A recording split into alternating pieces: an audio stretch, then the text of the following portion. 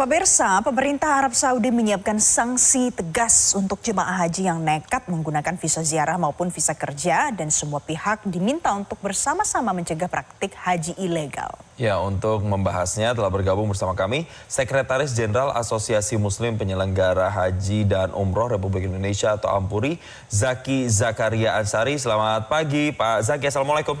Pak Zaki, selamat pagi. Waalaikumsalam warahmatullahi wabarakatuh. Selamat pagi Bang Jason dan Mbak Valencia.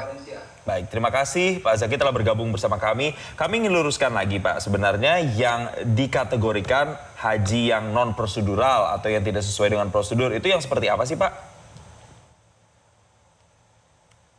Oke, ini sangat penting dan perlu diketahui oleh masyarakat Indonesia.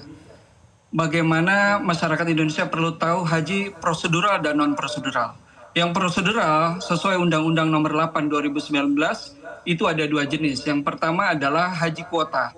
Haji kuota ini terbagi dua, ada haji reguler yang porsinya 92% dan haji khusus yang porsinya 8%. Kemudian yang kedua adalah haji non kuota dalam kategori mujamalah atau furoda. Nah, di sini dituangkan dalam pasal 8 sampai 20, 18 sampai 20 Undang-Undang Nomor 8 2019.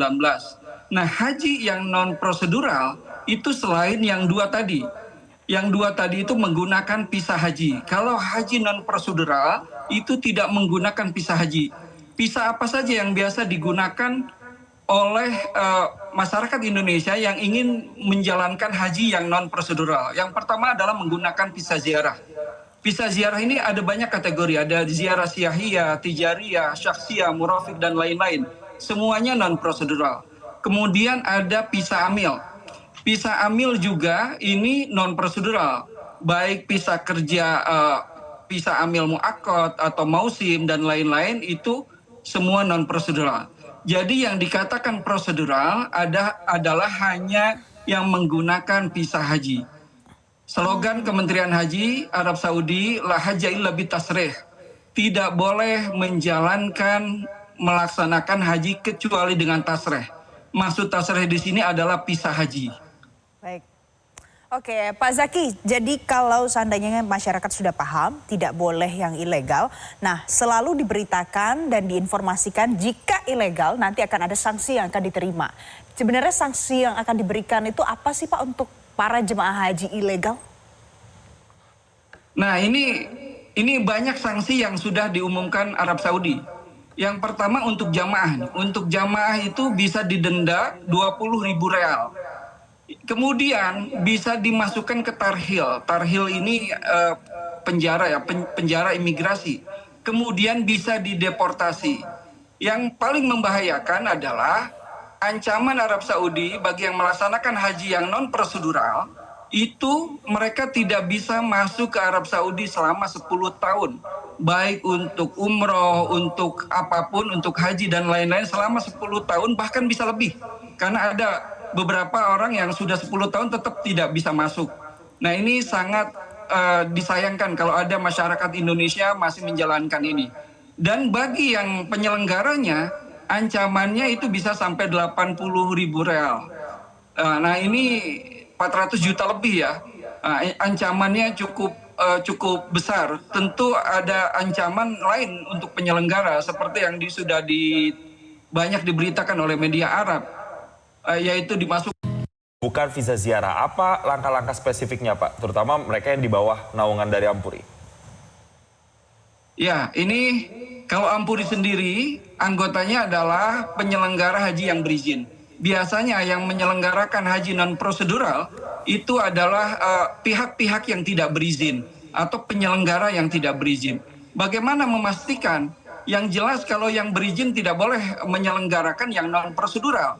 Yang terpenting adalah bagi masyarakat Indonesia, pastikan ketika ada tawaran haji resmi, ini dipastikan, tanya dulu ini menggunakan visa apa. Karena semua yang menawarkan haji non prosedural selalu mengaku visa haji resmi. Padahal ini menurut undang-undang tidak resmi. Karena banyak sekali penyelenggara yang non berizin, yang tidak berizin itu menawarkan visa haji resmi, ternyata visanya, visa amil, visa ziarah, dan lain-lain yang non prosedural. Nah, ini penting untuk masyarakat dicek ketika mau membeli program haji menggunakan visa apa. Kemudian ketika turun visa, dicek lagi ini visanya visa apa, haji, Baik. haji, karena kalau haji semua sama kategorinya haji. Nah, kalau yang amil dan ziarah itu ada tertulis ini ziarah, ini amil, ini visa kerja. Masyarakat awam banyak yang tidak melihat itu, makanya penting masyarakat untuk melihat ketika turun visa, visanya apa. Karena kalau dalam visa amil, visa ziarah itu tertulis not permitted for haji, tidak boleh digunakan untuk haji.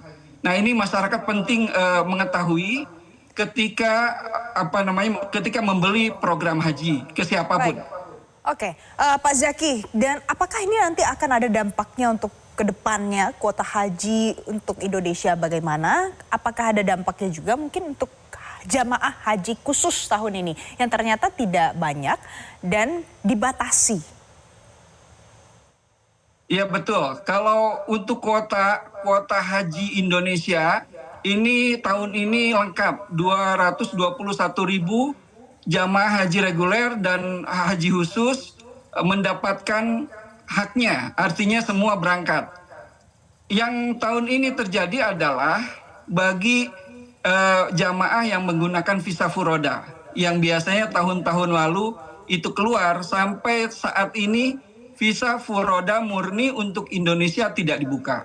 Nah, ini berdampak kepada ribuan jamaah pendaftar jamaah haji furoda.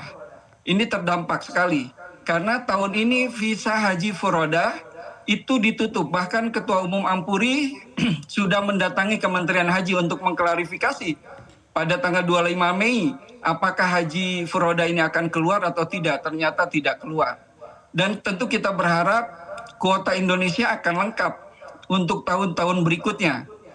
Nah, bagaimana pertanyaannya, ada banyak penyelenggara atau jamaah yang mengaku menggunakan visa furoda. Perlu diketahui, nah ini juga penting untuk diketahui masyarakat, bahwa visa furoda untuk Indonesia tahun ini tidak keluar.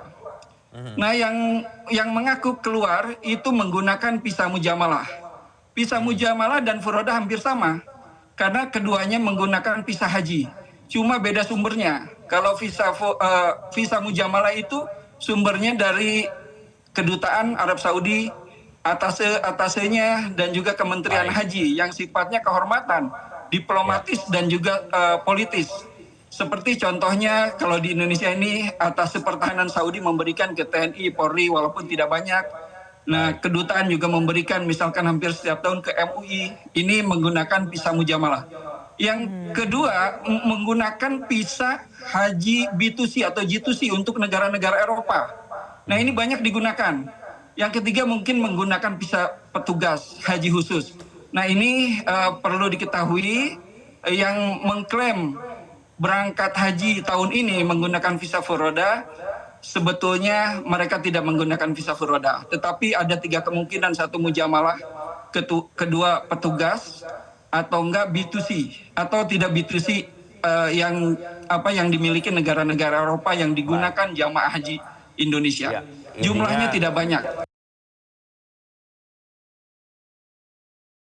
Ya, intinya bagaimana upaya terus mendorong agar mereka yang berhaji menggunakan visa haji supaya nantinya ini tidak menjadi presiden buruk dan menjadi dampak nantinya pada kuota haji untuk jemaah Indonesia. Terima kasih Sekjen DPP Ampuri Zaki Zakaria Ansari telah